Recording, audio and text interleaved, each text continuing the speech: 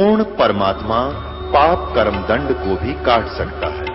अभी तक जिस भी संत व महापुरुष से मिले उन्होंने यही बताया कि पाप कर्म फल भोगने से ही समाप्त होगा।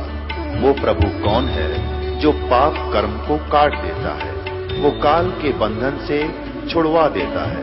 उसका क्या नाम है, पूजा की विधि क्या है? कृपया अवश्य सुनिए जगत गुरु तत्वदर्शी संत रामपाल जी महाराज के अमृत वचन। हे ब्रह्मन, ब्रह्मा विष्णु और शिव ब्रह्म की प्रधान शक्तियां हैं। ये ब्रह्म, हमने यही सिद्ध करना है कि ये ब्रह्म उसमें प्रवेश करके बोला था कृष्ण में। महाविष्णु कहो, काल कहो, ब्रह्म को। ब्रह्मन, ब्रह्मा विष्णु और शिव ब्रह्म की प्रधान शक्तियां हैं। उनसे न्यून देवगण हैं और उनके अनंतर दक्ष आदि प्रजापति गण हैं। 103 पर अब देखो प्रश्न नंबर 103 पर। हे महाभाग, ये सर्व ब्रह्म में है विष्णु श्री विष्णु भगवान सर्व ब्रह्म में है, यानी इस ब्रह्म को ही विष्णु कहते हैं। श्री विष्णु भगवान समस्त पराशक्तियों के प्रधान और ब्रह्म के अत्यंत निकटवर्ती मूर्त ब्रह्म स्वरूप है। अब हमने यही सिद्ध करना है कि जो ब्रह्म है वो ये काल है और इसी को महाविष्णु बोलते हैं, ये अज्ञानतावश। अब देखिए 128 पृष्ठ पे क्लियर हो जाता है। श्री विष्णु पुराण अध्याय 7 और 8, अध्याय 7 में दिखाएंगे और प्रश्न नंबर 128 पे अध्याय नंबर 7, 8 आगे शुरू होता है। जिससे यह संपूर्ण जगत उत्पन्न हुआ है, जो स्वयं जगत रूप से स्थित है, जिसमें यह स्थित है तथा जिसमें यह लीन हो जाएगा, वह परब्रह्म ही विष्णु भगवान है। अब देखो आगे फिर ये, क्योंकि ये ब्रह्मा विष्णु महेश से अलग है, उसी को कभी ब्रह्म बोल देते हैं, कभी विष्णु भगवान, वही परब्रह्म ही विष्णु भगवान है। वह ब्रह्म ही उन विष्णु का परम धाम परम रूप है। अब कहने का भाव ये कि जो ये जिस विष्णु के बारे में ये स्तुति करके कहा और जिसने ये कहा कि मैं पुरंजय के शरीर में प्रवेश अवतीर्ण होऊंगा और उसमें प्रवेश करके गंधर्वों का नाश करूंगा, असुरों का नाश करूंगा। फिर 242 पृष्ठ पर जिसकी स्तुति की वही काल रूपी ब्रह्म, वो महाविष्णु कह रहा है, वो ब्रह्म कह रहा है कि मैं पुरुकुत्स के शरीर में कुछ समय के लिए प्रवेश करके भूत की तरह और उनका गंधर्वों का नाश कर दूंगा। तो इससे सिद्ध हुआ कि श्री कृष्ण में वो ही प्रवेश करके और ये गीता का ज्ञान दे रहा है ब्रह्म।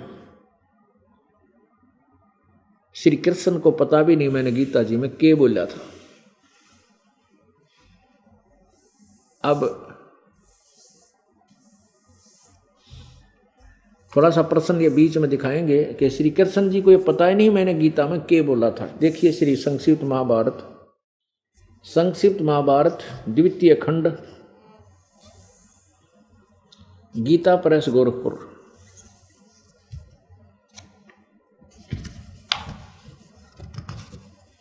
संक्षिप्त महाभारत द्वितीय खंड, गीता प्रेस गोरखपुर। संपादक तथा संशोधक जय दयाल गोविंद का, जो गीता जी का अनुवादक है वो इसी महाभारत का अनुवादक है। प्रकाशक एवं मुद्रक हैं गीता प्रेस गोरखपुर, गोविंद भवन कार्यालय कोलकाता का संस्थान। इसके 667 पृष्ठ पे अर्जुन का श्री कृष्ण से गीता का विषय पूछना और श्री कृष्ण का अर्जुन से सिद्ध महर्षि और कश्यप का संवाद। जन्मेजय ने पूछा,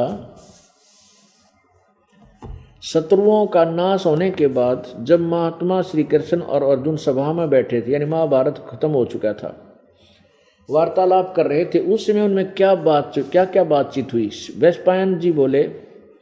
वैशंपायन जी ने कहा, राजन, श्री कृष्ण के सहित अर्जुन जब अपने राज्य पर पूरा अधिकार प्राप्त कर लिया तो वे दिव्य सभा भवन में आनंद के साथ रहने लगे। एक दिन सवर्जनों से घिरे हुए वे दोनों मित्र स्वेच्छा से घूमते घूमते सभा मंडप के ऐसे भाग में पहुंचे जो स्वर्ग के समान सुंदर था। पांडुनंदन अर्जुन श्री कृष्ण के साथ रहकर बहुत प्रसन्न थे।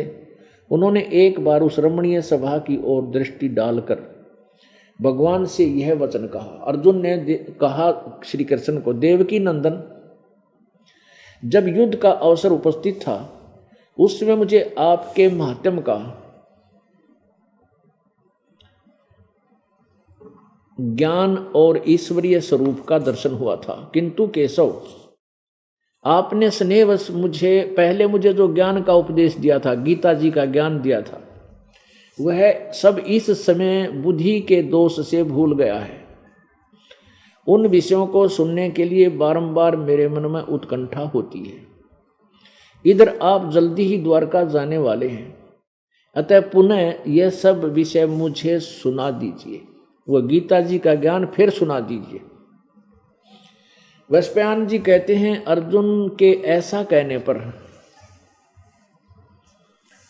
ये 667 पृष्ठ चल रहा है। वक्ताओं में श्रेष्ठ महातेजस्वी श्री कृष्ण जी बोले, उन्हें गले से लगाकर, महातेजस्वी श्री कृष्ण ने उन्हें गले से लगाकर इस प्रकार उत्तर दिया।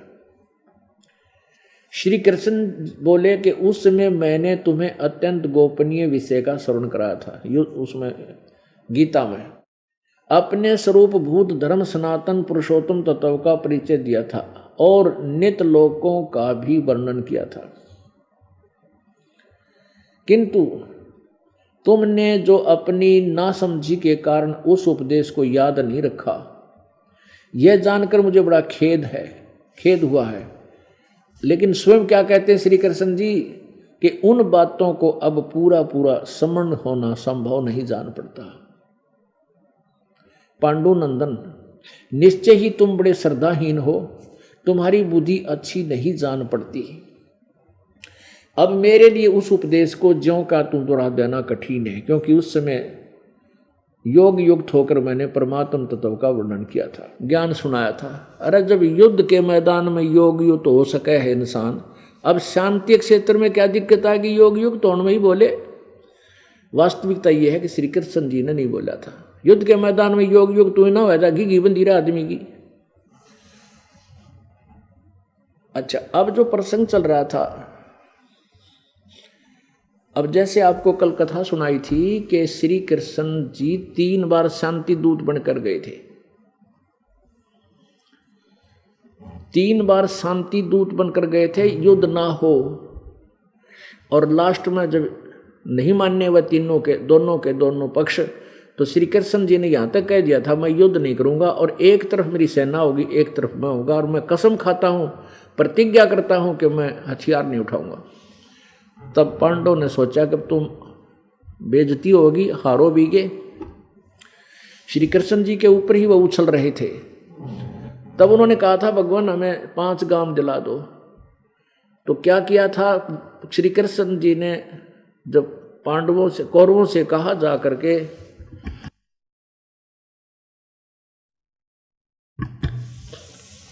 जब श्री कृष्ण जी ने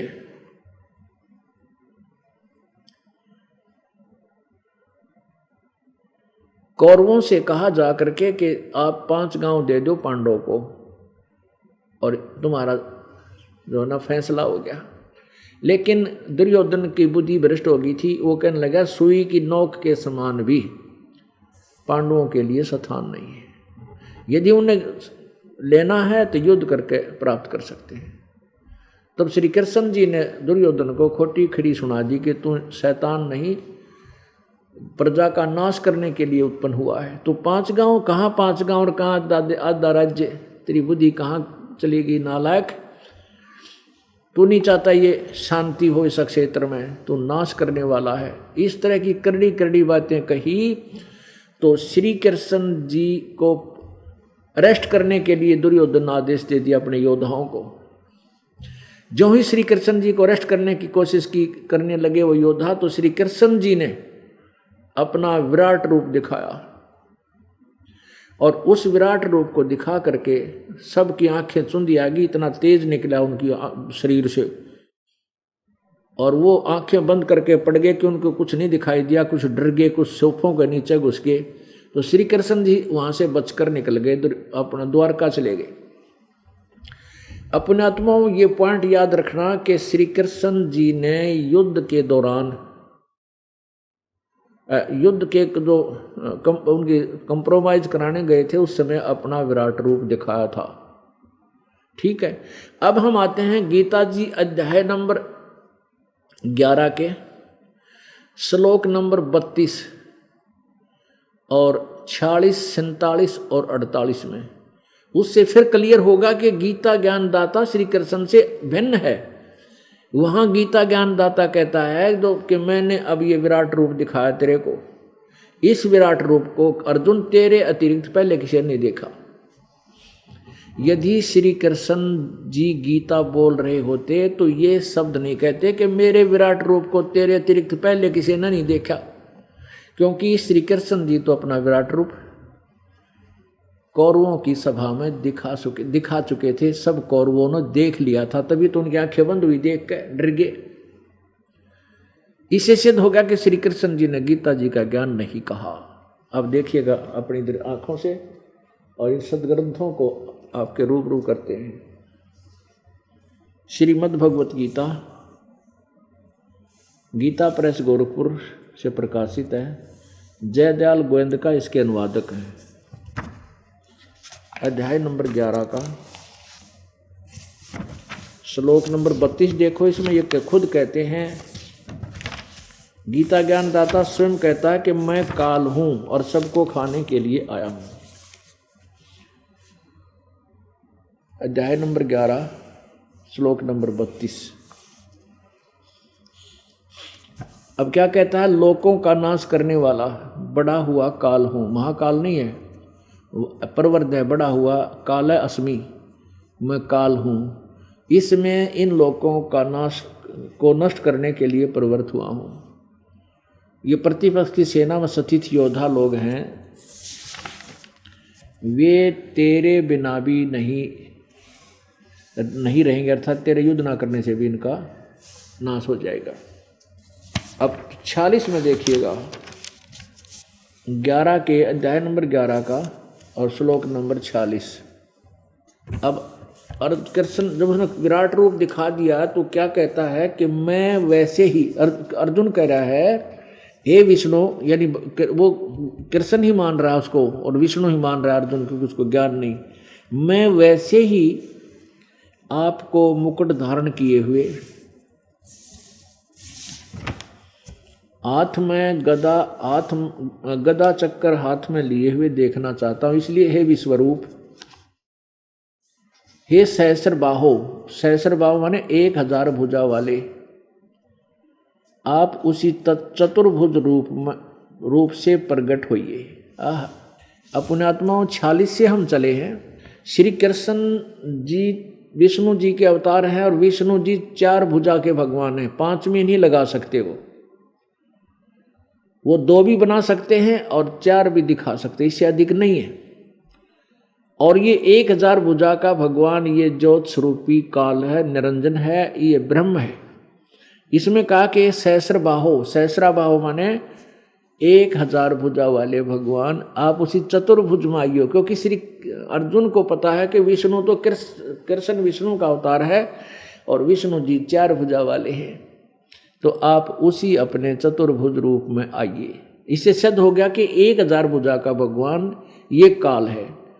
आगे देखो, अब 47 में कहा है, गीता अध्याय नंबर 11 का श्लोक नंबर 47 देखिए। हे अर्जुन, अब गीता ज्ञानदाता बोलता है, ये भगवान वाच, श्री भगवान वाच। हे अर्जुन, अनुग्रह पूर्वक मैंने अपनी योग शक्ति के प्रभाव से यह मेरा परम तेजों में सबका आदि और सीमा रहित विराट रूप तुझको दिखलाया है, जिसे तेरे अतिरिक्त दूसरे किसी ने पहले नहीं देखा था। क्लियर हो गया? आप पुण्यात्मा विचार करो, एक एक पॉइंट ये है टीचर का काम। जो हमारे आध्यात्मिक गुरु थे उन्होंने इतना गहनता से सोचना चाहिए था इसका अनुवाद करते समय कि ये क्या बोल रहा है, जबकि वो सभी कथाएं सुनाते थे, महाभारत की भी सुनाते थे, गीता भी पढ़कर सुनाते थे, शिवपुराण भी सुनाते थे, विष्णु पुराण भी सुनाते थे, और कहीं सिर पैर उनके ज्ञान का नहीं था। अब ये स्पष्ट करता है कि तेरे अतिरिक्त पहले मेरे इस विराट रूप को किसी ने नहीं देखा था। और जबकि श्री कृष्ण कौरवों की सभा में अपना विराट रूप दिखा चुके थे, सारे कौरव देख रहे थे, इससे सिद्ध है कि वो श्री कृष्ण गीता जी नहीं बोल रहे थे। आगे देखो 48 में क्या कहा है। 48 में फिर दोबारा यही बात कही है, हे अर्जुन, मनुष्य लोक में इस प्रकार विश्व रूप वाला मैं न वेदों और यज्ञों के अध्ययन से, न दान से, न क्रियाओं से, न उग्र तपों से तेरे अतिरिक्त दूसरे द्वारा नहीं देखा जा सकता हूं। अब यहां फिर बता दिया है कि किसी भी प्रकार की कोई साधना जो वेदों में वर्णित विधि है या कोई यज्ञ साधना से, किसी भी प्रकार से, मैं किसी उग्र तपों से, मेरा वास्तविक रूप ये काल रूप है, कोई भी नहीं देख सकता। किसी भी साधना से, ना वेदों वर्णित विधि से, ना यज्ञ से, ना जप से, ना तप से। तो इससे सिद्ध हुआ कि गीता जी का ज्ञान श्री कृष्ण ने नहीं बोला, इस ब्रह्म ने बोला, ब्रह्म ने। और यही सदाशिव, महाशिव, महाब्रह्मा और महाविष्णु कहलाता है। और यही ब्रह्म है जो साधना की संतों ऋषियों ने, महर्षियों ने, भक्तों ने वेदों से ओम नाम का जाप लेकर के पूर्ण परमात्मा का नाम मान कर कि ये जाप पूर्ण परमात्मा का है। वेदों में केवल एक ओम नाम के जाप का ही प्रावधान है और किसी मंत्र का नहीं है। ऐसे ही गीता जी में 8वें अध्याय के 13वें श्लोक में खुद गीता ज्ञानदाता ब्रह्म कहता है कि 8वें अध्याय के 13वें श्लोक में ओम इति एक अक्षरम ब्रह्म व्यवहारन माम अनुसमरण। माम ब्रह्म, मुझ ब्रह्म का केवल एक यह ओम अक्षर है और यह प्रयाति तजनदे है, यह उच्चारण करके जाप करने का है। और जो यह प्रयाति तजनदे हम सयाति परमाम गति में, और जो इसको अंतिम श्वास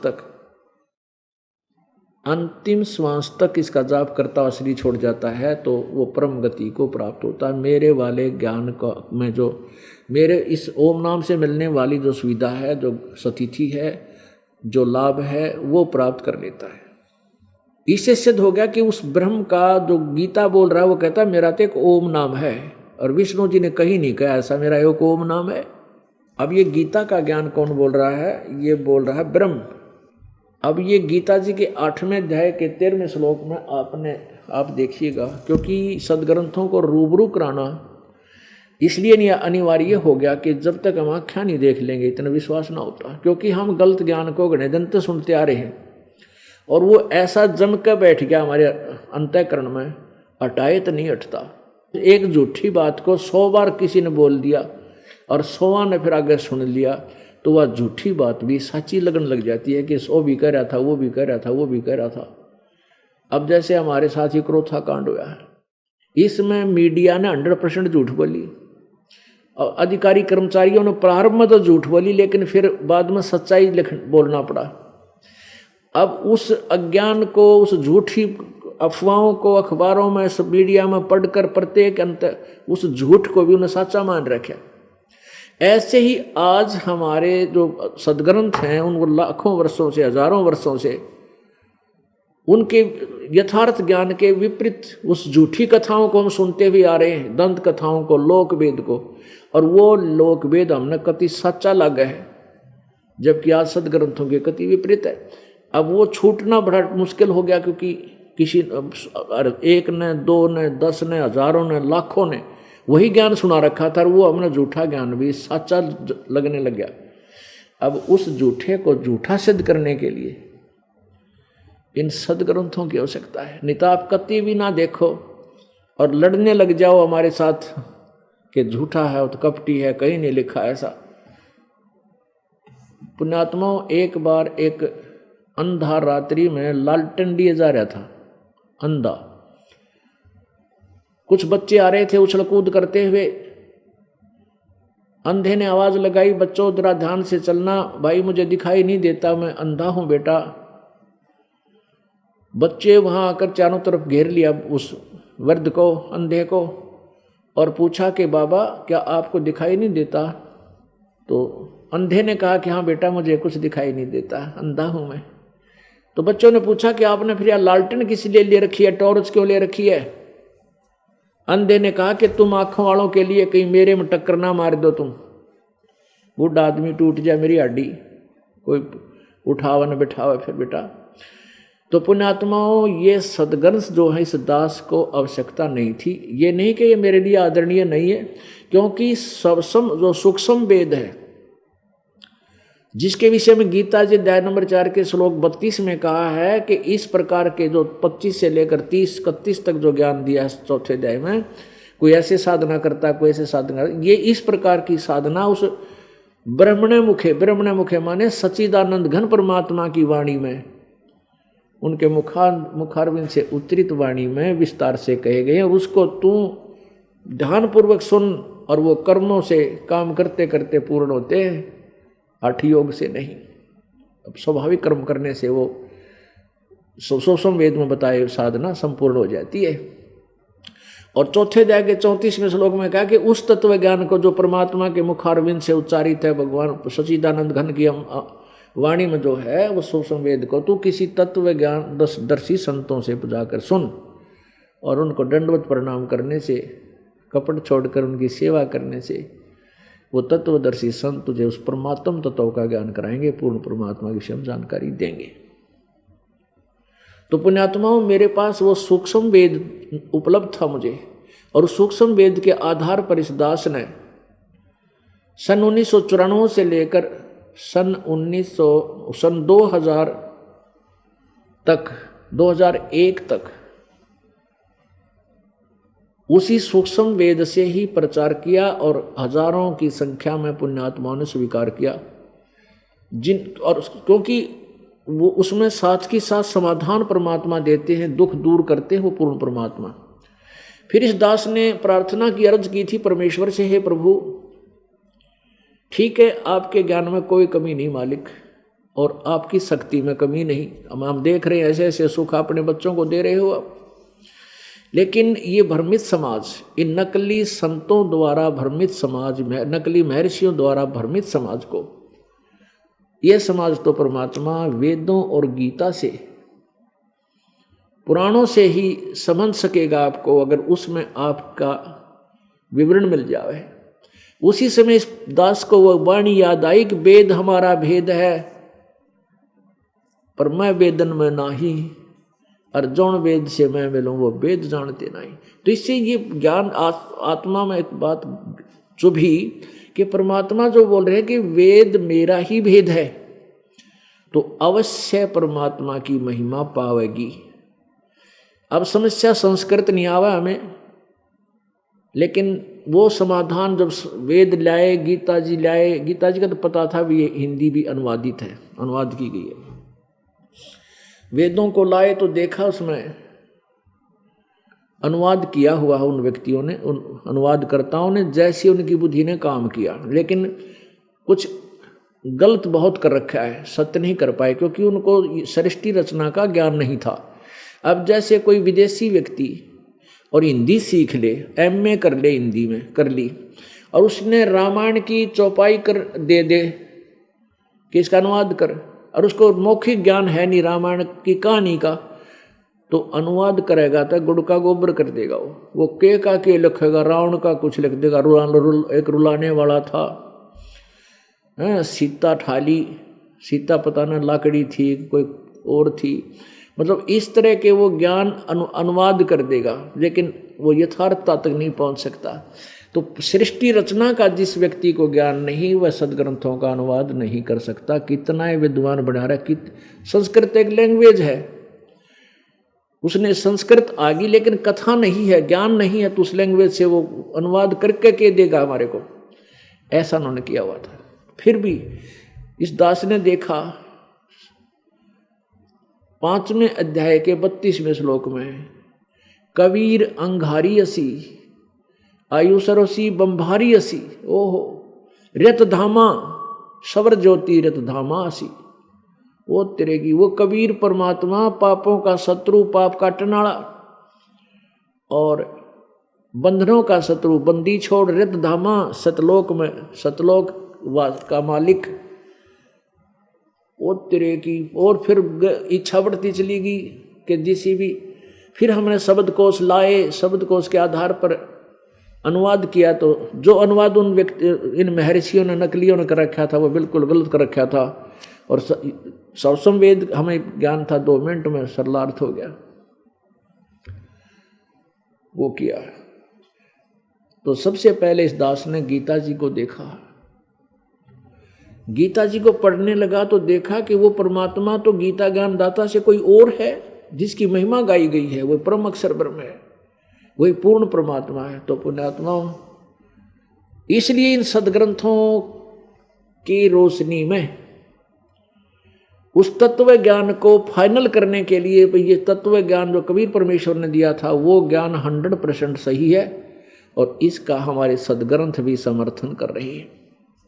अब जो हमारा पवित्र हिंदू समाज है, वो इन पवित्र सदग्रंथों पर आरूढ़ है, पवित्र 4 वेदों पर, पवित्र श्रीमद् भगवत गीता पर, पवित्र पुराण और महाभारत पर। अब ब्रह्मा विष्णु महेश को ये दास पहले ही बताता था कि ये नासवान है, ये अजर अमर नहीं है, ब्रह्मा विष्णु महेश के माता पिता हैं। लेकिन वो व्यक्ति तो मानते थे, हमारे जो विशेष संपर्क में आए थे, जिनके सुख हो गए थे घरों में, वो तो मानने लग गए थे कि भाई हमने ब्रह्मा विष्णु महेश की पूजा करते हैं ना, कितने दिन हो गए थे, कोई लाभ नहीं हुआ, और अब गुरुजी जो नाम दे रहे महाराज जी, इससे हमें लाभ हो रहा है। तो वो तो इसलिए स्वीकार कर रहे थे। लेकिन उनमें से बहुत से डगमग हो जाते थे, जब सुख हो जाता था आना बंद कर देते थे, दूसरे लोग भ्रमित कर देते थे कि तुम्हारे महाराज जी झूठ बोलते, ब्रह्मा विष्णु महेश के कोई माता पिता नहीं है, वो तो अजर अमर है। तो जब ये उनको ये सदग्रंथ दिखाए तो दांतों तले उंगली दबाई। दास ने दिखाया, उन्होंने घर जाकर देखा, मोल लाए, फिर सच्चाई को स्वीकार किया और दास से उपदेश लेने आए। तो इसलिए ये जो सदग्रंथ, आपको अगर मैं सीधा कह दूं ब्रह्मा विष्णु महेश नासवान है, तो सिर फोड़ने तैयार हो जाए हिंदू समाज दास का। और साथ में फिर लालटेन दिखा देता हूं मैं, देखियो भाई कदे मेरे गिर टकरा जाओ, बूढ़े आदमी गेल, आपकी इस सदग्रंथों की रोशनी में मुझसे बच जाओ, वो फिर मुझसे टल जाएंगे, सदग्रंथों को देखने लग जाएंगे। उस रोशनी में फिर वो ठीक रास्ते पर चलकर मुझसे भी नहीं टकराएंगे, और अपना कल्याण जिसने करवाना है वो कल्याण करवा लेंगे, ना करवाना वो बाढ़ में जाओ, वो चुप अवश्य हो जाएंगे। यूँ नहीं कह सकते कि वहाँ नहीं लिख रखा, अगर रामपाल झूठ बोला है, ये जुबान उनकी बंद हो जाएगी। इसलिए सदग्रंथ दिखाना अति आवश्यक है। अब देखिएगा, गीता जी का ज्ञान ब्रह्म ने कहा,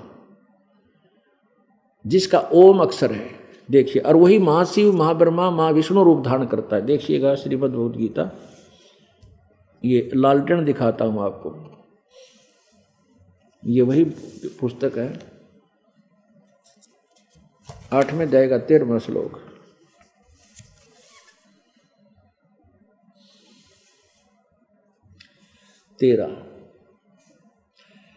ओम इति एकाक्षरम ब्रह्म व्यवहारन माम अनुसमरण। माम ब्रह्म, मुझ ब्रह्म का, ओम इति एकाक्षरम, ओम ही यह एक अक्षर है। व्यवहारन माने उच्चारण करके, अनुसमरण माने सुमन करता, करने का, सुमन करता हुआ। मेरे इस, माम माने मेरे, यानी मुझ ब्रह्म के इस ओम इति एक अक्षर का जो भी वो उच्चारण करके सुमन करता हुआ, और यह प्रजाति तजन देहम सयाति परमाम गति, तजन देहम शरीर छोड़ने तक जो इसका जाप करता है वो मेरे वाली गति को प्राप्त होता है, यानी परम गति को प्राप्त होता है। यहाँ से शुरू होता है, इसमें 12 और 13 दोनों का अनुवाद इकट्ठा है। यहाँ तक तो 12 हो गया। यहाँ से जो ओम, जो पुरुष ओम,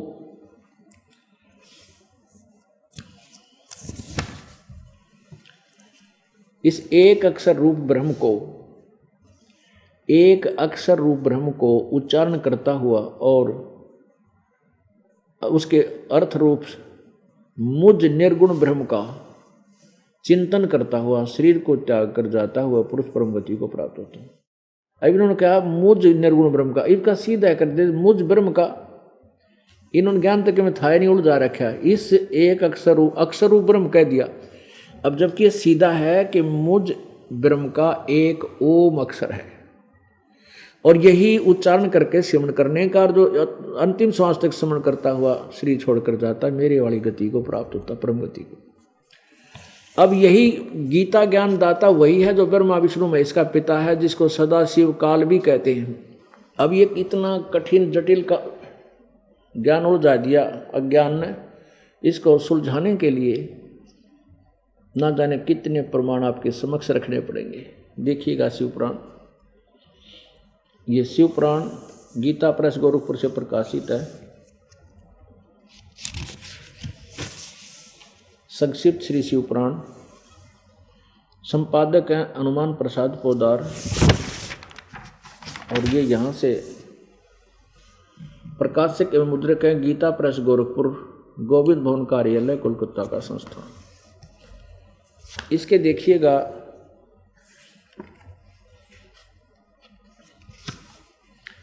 प्रश्न नंबर 26 पर। अब ये वो प्रसंग है इसके अंदर, इसमें वो प्रसंग है कि ब्रह्मा विष्णु महेश का आपस में इस बात पर युद्ध हो गया। ब्रह्मा जी कह रहे थे मैं विष्णु का पिता, विष्णु कहता था मैं तेरा पिता, झगड़ा हो गया। तो उस समय ये काल रूपी ब्रह्मा विष्णु महेश से अलग जो है वो चौथा, वो आकर प्रकट हुआ शिव रूप में। उसने अपने काल रूप में जो गीता में अर्जुन को दिखाया था वो उसका वास्तविक रूप है। उसने प्रतिज्ञा की है कि इस वास्तविक रूप में मैं कभी किसी को किसी विधि से, किसी जंतर मंत्र जाप से, तप से दर्शन नहीं दूंगा। वो इसलिए सदा शिव रूप में या विष्णु रूप में, ब्रह्मा रूप में दर्शन देता है, इसलिए उसको महाब्रह्मा, महाविष्णु, महाशिव कहने लगे, है वो ब्रह्म। अब यहाँ देखो, ये है श्री शिवपुराण विद्वेश्वर संहिता, संक्षिप्त शिवपुराण, प्रश्न नंबर 26 पे, और ये है विद्वेश्वर संहिता 126 पे नीचे आ जाते हैं। अब वो सदा ये काल रूपी ब्रह्म, ये काल बोलता है शिव रूप में धारण करके, पुत्रों तुम दोनों ने तपस्या करके प्रसन्न हुए मुझ परमेश्वर से सृष्टि और सतिथि नामक 2 कृत प्राप्त किए। ये दोनों ही तुम्हें बहुत प्रिय हैं। इसी प्रकार मेरी विभूति स्वरूप रुद्र और महेश्वर में 2 अन्य उत्तम कृत सहार और त्रोभाव मुझसे प्राप्त किए। इससे क्या सिद्ध हुआ कि ये तुम दोनों ने, सतिथि विष्णु ने और सृष्टि ब्रह्मा ने, इन तुम दोनों ने 2 कृत प्राप्त किए हैं। यानी ब्रह्मा और विष्णु को यहाँ बता दिए ये पुत्रों, और फिर 2 और बता, रुद्र और महेश ने ये 2 और प्राप्त किए हैं, सहार और त्रोभाव। परंतु अनुग्रह नामक करते दूसरा कोई नहीं पा सकता। रुद्र और महेश अपने कर्म को भूले नहीं, इसलिए मैंने उनके लिए अपनी समानता प्रदान की है। यानी रुद्र को और महेश को तो उसने काल ने जो महाशिव रूप में दर्शन देता है उसी जैसा रूप इनको दिया हुआ है, उनसे मिलते जुलते हैं इनके स्वरूप। ये सिद्ध हुआ। आगे देखो, ये लिखा है वे रूप वेश कर्थ वाहन आसन और आयुध आदि में मेरे समान ही है। इससे सिद्ध हो गया कि जो शिव हम देखते हैं उसके समान ही ये ब्रह्म है, काल है। यहाँ ये क्या बता रहा है कि इन सभी ऊपर सारा बताया इन्होंने, मैंने पूर्व काल में अपने स्वरूपभूत मंत्र का उपदेश किया है जो ओंकार के रूप में प्रसिद्ध है। वह मंगलकारी मंत्र है। सबसे पहले मेरे मुख से ओंकार ओम प्रकट हुआ। अब यहाँ देखो, ऊपर इनके विषय में बताए हैं, अकार मुख से उकार, दक्षिण मुख से अबकार, पूर्ण मुख से बिंदु, ऐसे ऐसे कहते हैं इन सभी अवयवों से एकीभूत होकर वह परवण मंत्र ओम नामक एक अक्षर हो गया। आहा, ओम नामक एक अक्षर है ये, ओम नामक एक अक्षर। यही सिद्ध करना चाहता था कि ये ओम एक अक्षर जो जिसका जाप है वो ब्रह्म है, ब्रह्मा विष्णु महेश से भिन्न है, वो श्री कृष्ण नहीं है जो गीता बोल रहा। अब देखो 53 में यहां देखिए इन्होंने जो ये ओम नमः शिवाय यही 5 मंत्र का अक्षर इन्होंने सिद्ध किया है मुख से 1, 2 और बिंदु 3, मध्यवर्ती मुख से नाद। इस प्रकार 5वां अवयव युक्त, इन 5 अवयव से युक्त ओंकार का विस्तार हुआ है। इन सभी अवयव से एकीभूत होकर वह परवण मंत्र ओम नामक एक अक्षर हो गया। अब यहाँ इन्होंने क्या बताया है कि ओम नमः शिवाय यह पंचाक्षर मंत्र है, ये किसी अपनी सोच है, ये मूल संस्कृत में नहीं है। ये जो ओम नमः शिवाय जो बताया अनुवादकर्ता ने अपनी सोच घसोट दी और हिंदी पढ़ने वालों ने इसी मंत्र पर जोर लगा दिया। आपको मूल संस्कृत दिखाएं क्योंकि प्रकरण लंबा हो जाता है इसलिए, लेकिन दिखाना पड़ेगा। ये है शिव पुराण, ये देखिएगा, ये शिव महापुराण हिंदी टीका सहित। और ये किसने कैसे कहाँ से प्रकाशित है?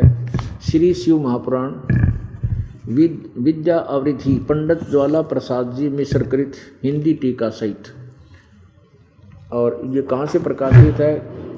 खेमराज श्री कृष्ण दास प्रकाशन बंबई से। अब इसके हम आते हैं विद्वेश्वर संहिता के प्रश्न नंबर 19 पे। ये देखिएगा प्रश्न नंबर 19 पे विद्वेश्वर संहिता शिव पुराण विद्वेश्वर संहिता अध्याय नंबर 10 का। इसी ओंकार से सब जगत बोधक परवण मन उत्पन्न हुआ, वही ओम। इस प्रकार 5 प्रकार से यह निर्गत हुआ, यह एक ओंकार होकर ओम ऐसा एकाक्षर हो गया। एकाक्षर ओम का अर्थ एकाक्षर समझो, ओम एकाक्षर है। ये 19 में कहा है हिंदी में, ये 19 है, ये 20वां है, ये 20वां है। और ये स्पष्ट क्या है? आकार पूर्व मकार पश्चिम अनंत और मकार दक्षिणोमुख, इस प्रकार बिंदु। ये है नादो मध्यमुख, मध्यमुख देवम 5 पंचभूत। अच्छा, यहाँ एक की भूत पुनः तत् उदो ओम इति एक अक्षरो भवत। इसमें कित ओम नमः शिवाय नहीं है। 20 के 20 में कहीं पर भी ओम नमः शिवाय का जिक्र नहीं है। फिर देख लो, ये 17वां, ये 18वां, यहाँ से है ये 19वां। इसमें कहीं पर भी ओम नमः शिवाय नहीं है। एक ही भूत पुनस्तद तदो ओम इति, ये ओम तत् ओम इति एकाक्षरो भवत है। इसका अनुवाद इन्होंने यहाँ किया है। वैसे तो यहाँ से शुरू किया है इन्होंने, कहीं से देख लो। रूपवेशधारी आसन हमारी मेरी साम्यता थी, ये वही है जो मैंने वहाँ सुनाया था। इसमें यहाँ भी यही लिख रखा है कि पुत्रो, वही प्रकरण है, पुत्रो यह कृत आपने तब से प्राप्त किया है जो कि सृष्टि उत्पत्ति और पालन कहता है, सो मैंने प्रसन्न होकर तुम्हें दिया है। इसी प्रकार दूसरे 2 कृत रुद्र और महेश को प्रदान किए, परंतु अनुग्रह मैंने किसी को पाने में समर्थ नहीं है। तो यहाँ यही प्रसंग है जो मूल संस्कृत में भी और यहाँ।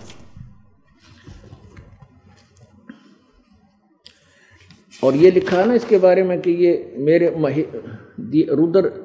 रुद्र और महेश ने उनको नहीं बुलाया, इसलिए वो मेरी सम्मानता में हैं, इसलिए वो मेरे जैसे ही हैं रुद्र और महेश। यहाँ देखो, रूप वेश कृत आसन वाहन और आयुध आदि में मेरी साम्यता थी। इस प्रकार ये सारा कुछ सोई निज मंत्र उपदेश करते हैं और यह मेरी साम्यता थी। हे सोम, मेरे ज्ञान के विमुख होने से तुम्हें अज्ञानता आ गई। किसको? ब्रह्मा विष्णु को करें। और मेरे ज्ञान होने से ऐसा नहीं होता। ज्ञान और रूप महेश के तुल्य हो जाता है। इस प्रकार इस ज्ञान की सिद्धि के लिए निमित्त ओंकार नामक मंत्र जप करो। और कुछ भी मंत्र नहीं बता रखा, ओंकार नामक मंत्र जप करो। यह अभिमान का दूर करने वाला है। सोई निज मंत्र उपदेश करते हैं।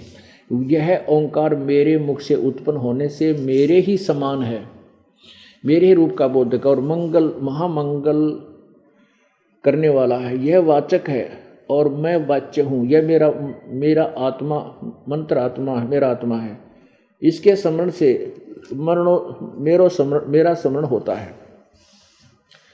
उत्तर की ओर से मुख से आकार, पश्चिम के मुख से उकार, दक्षिण के मुख से मकार और पूर्व के मुख से बिंदु, मध्य मुख के मुख से नाद उत्पन्न हुआ। इस प्रकार 5 प्रकार से यह निर्गत हुआ। यह सब प्रकार से एक हो ओम ऐसा एक अक्षर हो जाता है। यह नाम सब रूपांतक भूत वेद भूत दोनों कुल अर्थात क्षत्रिय पुरुष भेद से भौतिक शरीर वर्ग 2 का भेद वाला है। यह इसी मंत्र से व्याप्त और शिव शक्ति का बोधक है आदि आदि। इसी ओंकार से सब जगत बोधक परवन उत्पन्न हुआ है। अकार आदि क्रम से अर्थात अकार से नकार से उकार से मकार से सी बिंदु व नाद से यह प्रकट हुआ। 5 अक्षरों का हो गया, 5 मात्राओं से। और इसी पंचाक्षर से 5 भेद से मृत का आकार से ऋण का परिणत हुई। ये सारा कुछ लिखा हुआ है। इससे और भी जो बने हैं, लेकिन ओम नमः शिवाय कहीं नहीं बनता। इससे सब वेद उत्पन्न हुए हैं, सब करोड़ों मंत्र उत्पन्न हुए। उस मंत्र से, ओम से ही उसके कथनानुसार सिद्धि होती है, परंतु पंचाक्षर मंत्र से यह सिद्धि होती है। परंतु पंचाक्षर मंत्र से, यही पंचाक्षर मंत्र है, सिद्धि होती है। इसे मूल मंत्र से सब, इस मूल मंत्र से सब सिद्धि भोग मोक्ष आदि सिद्धि होती है काल सहित सब। कहीं पर भी इसमें ओम नमः शिवाय नहीं है। इस मंत्र पित्त विष्णुवाद में आगे देख लो, ये कहीं भी इसका वो नहीं है। तो हमने ये यहाँ तक देखा, ये 19 में, तो इन्होंने इसमें ओम नमः शिवाय अपनी ओर से घुसेड़ दिया। और इन भोली आत्माओं ने हिंदी वाली पढ़ ली, उसमें ओम नमः शिवाय का रटना ला दी। ये ओम नमः शिवाय शास्त्र विरुद्ध मंत्र है। शास्त्र विधि को त्याग कर मनमाना आचरण है। और गीता जी अध्याय नंबर 16 के श्लोक नंबर 23 में कहा कि शास्त्र विधि को त्याग कर जो मनमानी पूजाएं करते हैं, उनको ना तो कोई सुख होता, ना गति, ना उनकी कोई सिद्धि होती है। अब ये क्लियर हो गया कि ओम एक अक्षर जो है। अब इसी यही 53 पर भी देखो, शिवपुराण, ये वही संक्षिप्त शिवपुराण विद्वेश्वर संहिता पृष्ठ नंबर 53 पर 53 पे।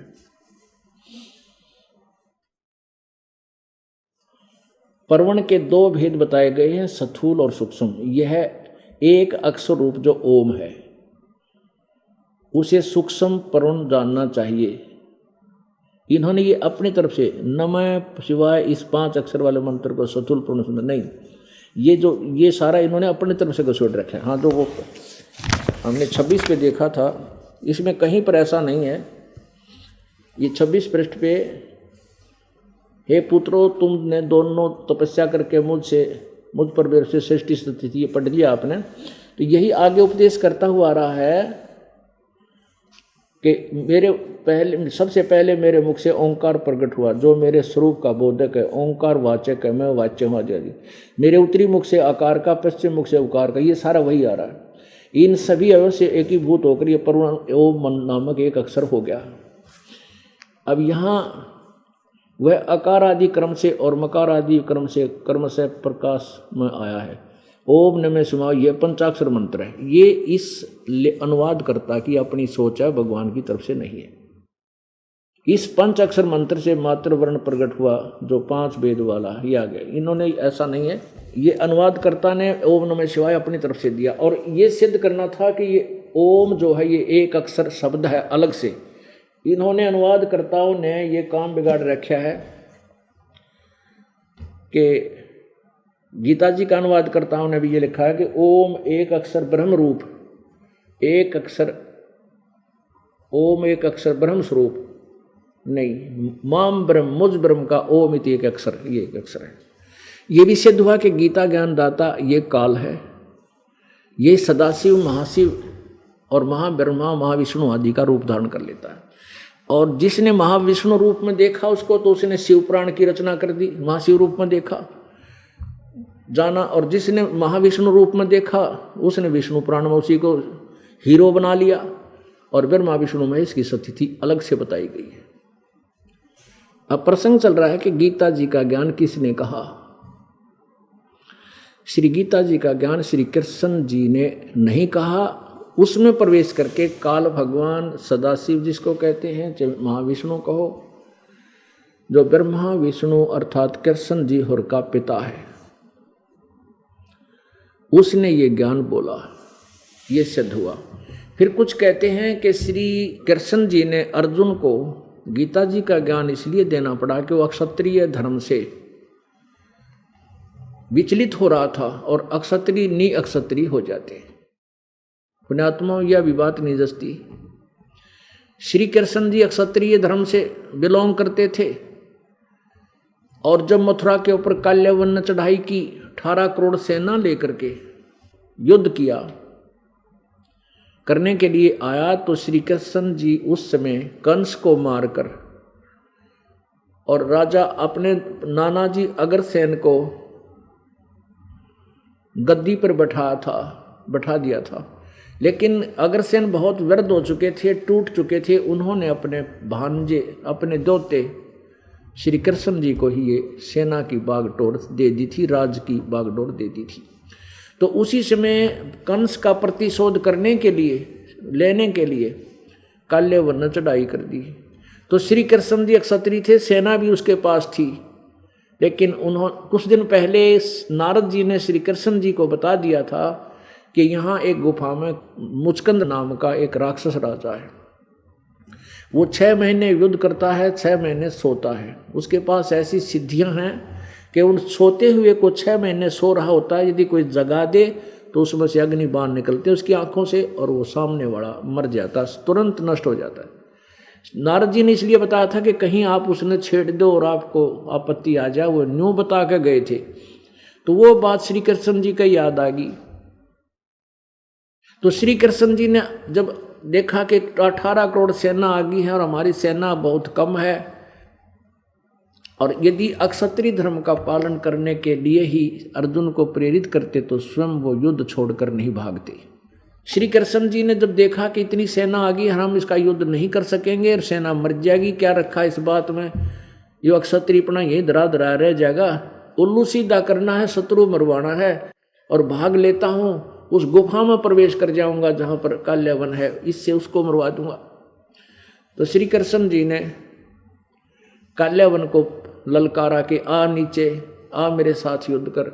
तो उसमें राजा से राजा युद्ध करता था, मंत्रियों से मंत्री, और उनकी पहचान ड्रेस न्यारी होती थी, सैनों से सैनिकों से सैनिक।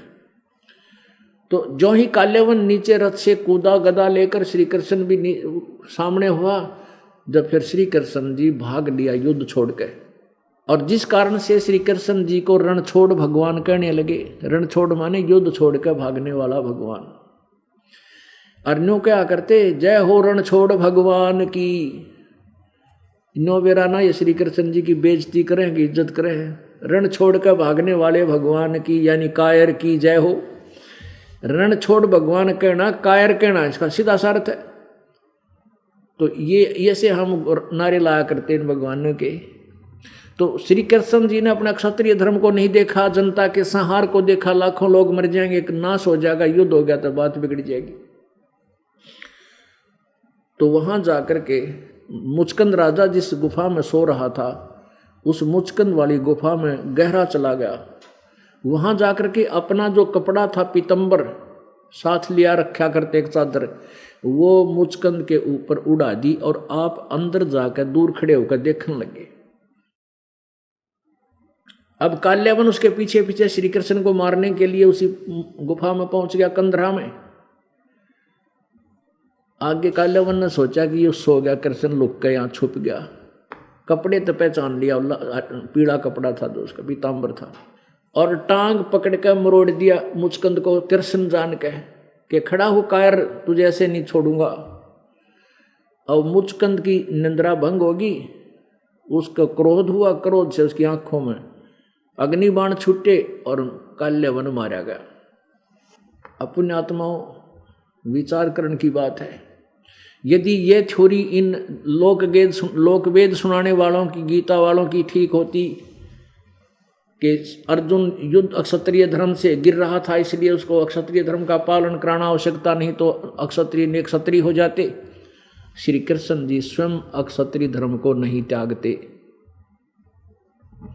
वो भी युद्ध में लड़कर मर और मार डालते। इससे सिद्ध है कि श्री कृष्ण ने युद्ध प्रिय नहीं थे, वो तो मजबूरी में, जैसे कंस और केसी नजमा कती सिर पर चढ़ गए, कोई समाधान नहीं छोड़ा, वो बात अलग थी, उनको मारना पड़ा, लेकिन इस तरह नृत कराने के वो हक में नहीं थे। अब वहाँ तो एक कंस था और एक कृष्ण था, मार दिया कोई बात ना, और तो नहीं मरे। एक केसी था, एक कृष्ण था, केसी भी मार दिया भगवान ने, वो पाप था, दुष्ट था। अब वहाँ तो एक दुष्ट राजा करोड़ों आदमी मरवा दे गेले सैनिक ला के, इसलिए श्री कृष्ण जी ने युद्ध ना करना उचित समझा। इससे सिद्ध है कि श्री कृष्ण जी ने गीता जी का ज्ञान नहीं दिया, क्योंकि श्री कृष्ण जी में गीता के ज्ञान को रह कर, ज्ञान में अर्जुन को रह कर गीता ज्ञानदाता ने प्रेरित किया, तो युद्ध कर ले, मैं तेरे साथ हूँ, तू तेरे दोनों हाथों में लड्डू है, यदि तो युद्ध में मारा गया तो स्वर्ग प्राप्ति होगी, और पराजित विजयी हुआ तो पृथ्वी का राज भोगेगा। तो गीता ज्ञानदाता का मुख्य उद्देश्य युद्ध कराना था, अर्जुन का मुख्य उद्देश्य था युद्ध से टलने के लिए ज्ञान में उलझा दिया उसको कि भगवान पाप लगता है, कर्म अच्छे करने चाहिए, इस तरह की जब कथा प्रारंभ की तो फिर वो शुरू हो गया, वेदों वाला ज्ञान देने लग गया। उन्होंने सोचा वेदों वाले ज्ञान से तो मेरी पोल पाटेगी, साथ में उसने अपना भी मत प्रवेश कर दिया। गीता जी के ज्ञान में कई मंत्रों में स्पष्ट कहता है कि ये तो मेरा मत है और ये अलग से ज्ञान है, ये वेद ज्ञान है, और इससे इनसे भी और कोई और ज्ञान है, वो तत्वदर्शी संत सुनाएंगे। तो पुण्यात्माओं, जो वेदों वाला ज्ञान है गीता में वो 100% सत्य है, और उसके विपरीत जो ज्ञान है, गीता के ज्ञान से कुछ और घुसोड़ रखा उसने, जैसे तो युद्ध कर ले तेरा पाप नहीं लगेंगे, तुम युद्ध कर अर्जुन तुझे पाप नहीं लगेंगे, ये सब मैंने ही मार रखे हैं, तू पाप को प्राप्त नहीं होगा, और फिर वो पाप लगे। अब ये कंसेप्ट क्लियर हुआ कि गीता जी का ज्ञान श्री कृष्ण जी ने नहीं, श्री कृष्ण में प्रवेश करके प्रेत की तरह इस काल भगवान ने कहा।